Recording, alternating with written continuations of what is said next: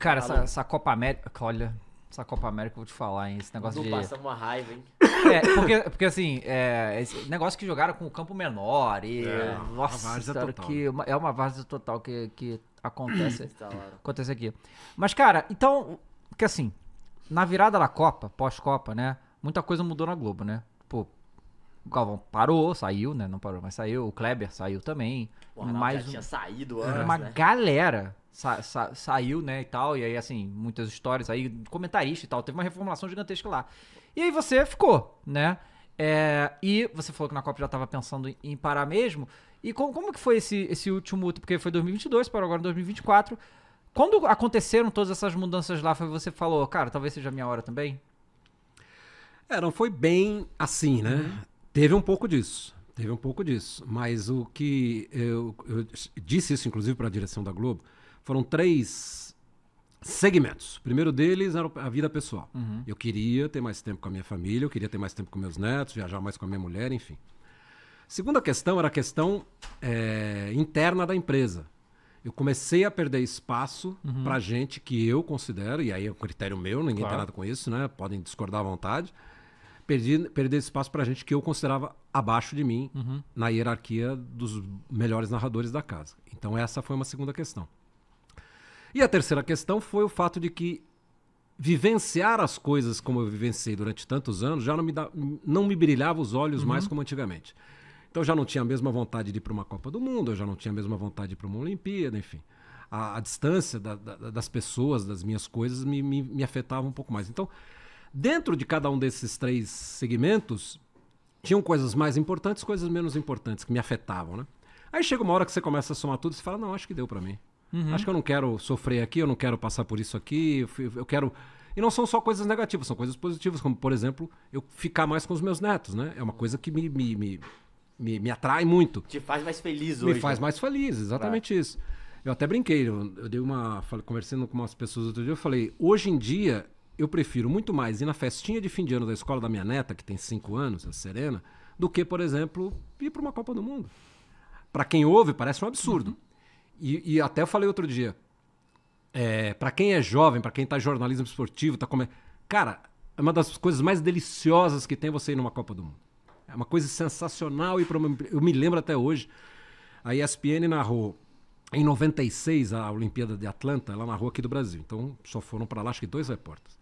2000 ela levou uma equipe grande, eram 40 pessoas. Então foi a primeira vez que eu saí do Brasil para cobrir uma Olimpíada. Eu me lembro que quando eu entrei no Parque Olímpico lá de Sydney, estádio de vôlei aqui, estádio de basquete ali, tênis ali.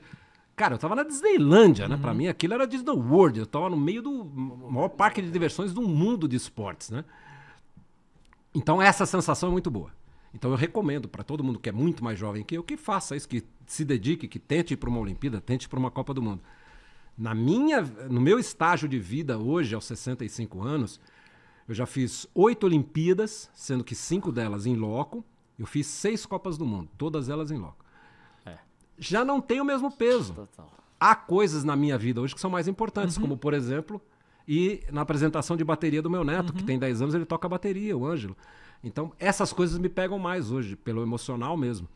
Então, assim, tenho muito orgulho de tudo que eu fiz, de toda a carreira que eu construí, mas hoje tem coisas mais importantes para eu me dedicar. E outra, né, meus caros, eu tenho 65, então você faz aquela continha, né? Que é a conta que comecei a fazer 2 anos antes de sair da Globo. Cara, 64, 65 anos, quanto tempo mais saudável eu tenho para aproveitar a vida? 20 anos? 25 estourando? Cara, eu tenho que aproveitar esses 20 anos, esses 25 anos e curtir o que eu posso curtir com as coisas que eu conquistei ao longo da vida, né? Então, foi mais ou menos por aí. Eu já tive, antes de parar pra fazer internet, eu tive sensações parecidas, assim, tipo, você chegava no trabalho lá que você gostava, e aí fala, cara, mais um dia aqui não... Só mais um dia.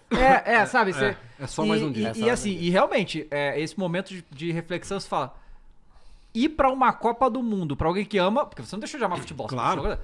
Não te brilha mais os olhos, fala, cara, realmente, né? Alguma coisa tá errada. Tipo... Não, e assim, na verdade, eu falei que eu comecei a pensar muito antes sobre isso, Exatamente porque você começa a fazer conta, você fala, cara, com o dinheiro que eu tenho eu consigo sobreviver, eu vou precisar trabalhar em outro lugar, fazer alguma outra coisa. E é uma decisão muito difícil. Primeiro, você faz o que você adora. Eu adoro narrar, eu adoro esportes, eu adoro Olimpíada, eu adoro a Copa do Mundo. Eu fiz final de Champions em loco, em Barcelona, em Manchester United, em 2011, lá em Wembley. Fiz finais de Libertadores, finais de Campeonato Foi Brasileiro. o time do O time do o Barcelona. do Guardiola, do Barcelona. Do Messi, né? Enfim. É.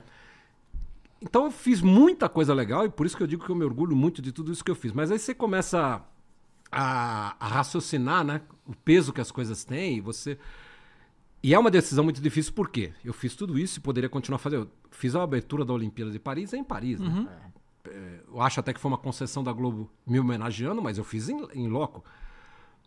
Abrir mão do salário que eu tinha na TV Globo é um salário espetacular. Não é qualquer pessoa que abriria a mão daquele salário como eu abri. Ainda mais sendo jornalista. Sendo jornalista, exatamente. A projeção que a TV me dá, a popularidade que a TV me dá, eu tô aqui muito por causa disso, né?